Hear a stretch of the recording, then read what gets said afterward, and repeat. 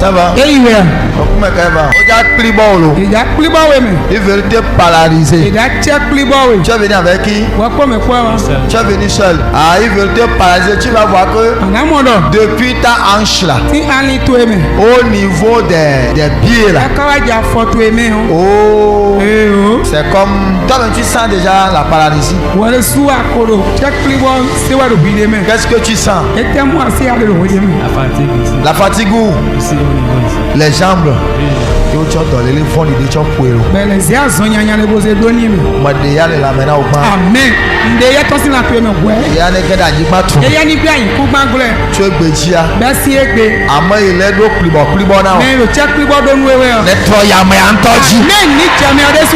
Celui qui t'a frappé par la maladie de paralysie. Akbane ina gbato.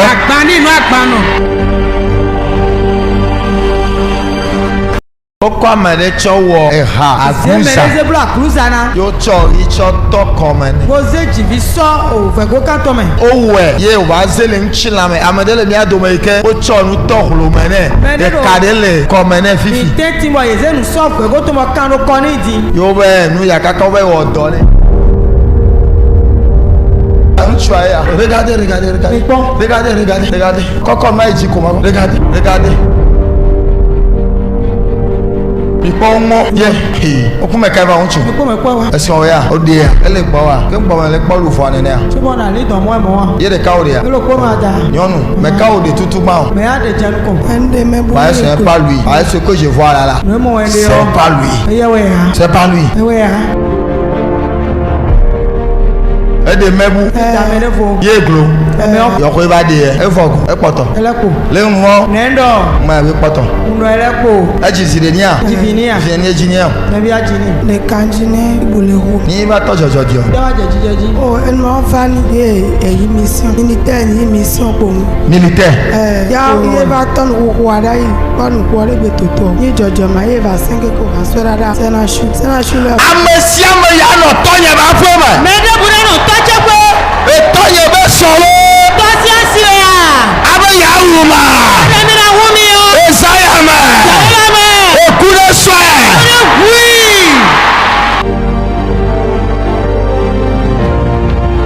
Ebeleke. Grand frère. C'est ton grand frère.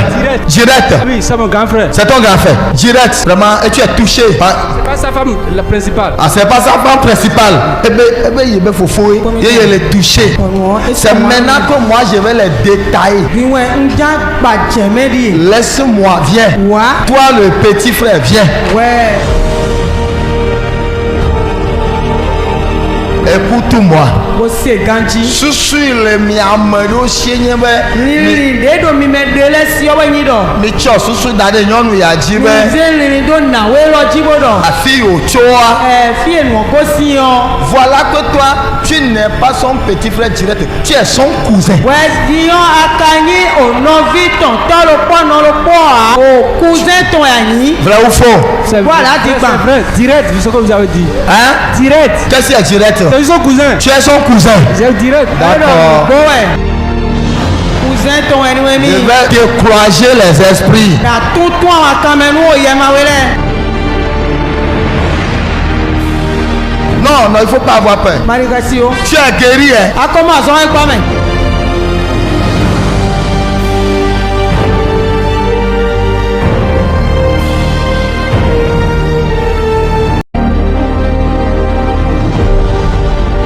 Comment est-ce qu'il va? Wa me quoi wa? Hein? Et toi, Wadi? Elle est décédée depuis 2009. Maman, Wadi? Maman to yolo. Elle est venue au Canada. VOA. Manyaba nya yo ma ja gbo vous ne serez pas d'accord. Tu na ho de nja do mi kuna igbe na ho. Mais ne mi lo. Ni mi ka igbe. Ne lo va i troch me. Ni igbe bona ile fojo. E la nyone. Ina nyoni. Ta ma ja gbo bere. E wa so nja do. E ha to doa. Be di do. Ma de kukune. Nsafo ni. Ma do ta flachi. Nsafo. E ha do ma ja ple cho yi nu nwe regbe. O gbe di do ja ple nu dagbede kan. Siga ma ja ba ple yi nu nwe regbe. O siga ja ple nu dagbede kan. anu ikpɔmɛ le da we mo ne seduo siga maya o siga eneo mɛdza ba kple nu nyuie ɖe eja wa kple nu dagbe de buko mama awo ŋutɔ wi de suno ale yi o gbona ɖe ta na wa de no sukolo tatu egbon Ewa na nene. tu na même pas pouvoir devant lui ado ache de buro nu konton ne do edzi vɔa eche chiton il reconnaît plus sa maman esono tun meyi no jitono C'est vrai. ma dzi be ne trɔ dzime ngbado ni levo jo ne menye nene wa emanyi mo meganye prison ɖeɖe tsã enyi gakpa me ke de ame o dza va wui ena wa winwe alors c'est quelqu'un qui est bien me deka wo kan me dagbe de eyi o dzia de ye chi yo ame nyuie ɖe wònye me dagbe de wenyi gbɔgbɔgbɔ yi va gɛ ɖe me ogbigbe wa bie me le yi o va dzagla be wa nyi gufonto va trɔ zu nubu wo wa nyi nu devo me be nubu lo do nu fo se jeune homme tu as compris ce que j'ai dit ase ho de ndo est-ce que tu es conscient ça dit tu reconnais ai aka wuri nu kute mo Effectivement. hein Effectivement. effectivement ma ke do mo nu po gbɔgbɔ ma ne to le wo me gbigba ne ito si we me menya gbɔgbɔ ma le wo me nya gbigba to si we me gbɔgbɔ ma ne to le wo me gbigba ni to si we me le yesu be dzi kame do Jesus yi come mawu nye ne du dzi na ma u che ni du de jinwe le yesu be dzi kame do Jesus yi come amen amen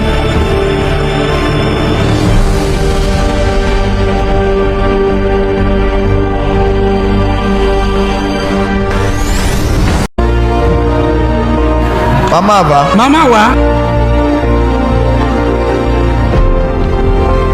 nyamenya o ma kpɔ wo le catholique mo ero katoliki ma kpɔ wo le catholique mo ero katoliki kple ŋutsu lolo ɖe ko sunu oklo de po eye di ka we Hein? C'est mon mari. c'est ton mari surtout ewo mi la ze wo ba si me mi do azele lome o tsaka ni keke ye wulu mi bi c'est ta femme asitu ewe hein C'est ma femme. mi le aze wo ba si me mi do azele lome vous êtes dans la main des mi sorciers do azele sia lome et ils ont mis ton utérus eze vi kpoto we dans un arbre bo izero sun kande me dans une grande forêt o asun gboda ho de me et vous n'allez jamais trouver enfant komina mo vi oye pon attends levez-vous visitez to che nsa bo mi chite Nous sommes un couple sans enfants. hein Nous sommes un couple sans enfants. vous êtes sans enfant Sans enfants. ye do depuis près de 20 ans. 20 ans ye do si kwe kodi e kumo vi ji o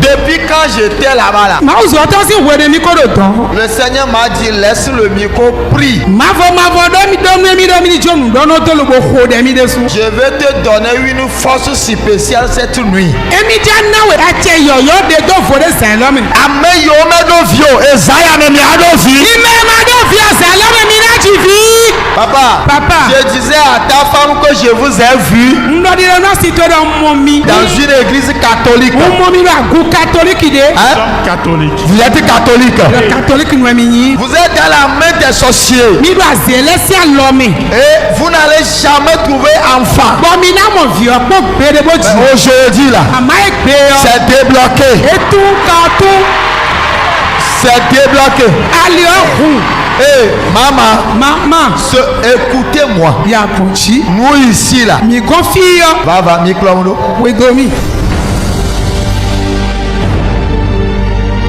mama miadzi na ji vi fi elle voit que eya do bi mo do depuis plus de 3 ans elle ne trouve plus de si règles si we atondi mi so je glebo elle ne trouve plus de e règles ku so le glebe je we et o ce qui veut dire que ti me to yin do elle est monopole e ku koko do glebe ye donc to mo elle ne teni peut plus donner enfant we mi ku so si ji fi o laisse-moi te dire wa ma do nu we do mon Dieu est capable ma u je pe u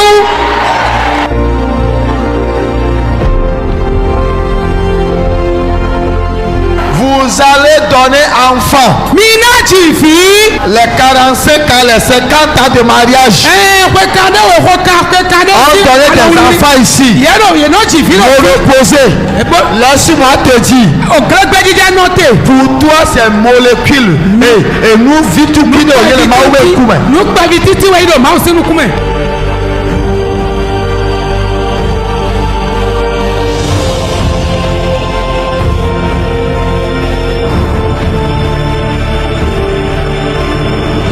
Ma dog be dade ta. Tu es beji. Efiji don egba. Efiji don egba. Efiji don egba. Efiji don egba. Le Yesu meyi ka. Ma kwa na. Ma kanu dokita opa. Egbe.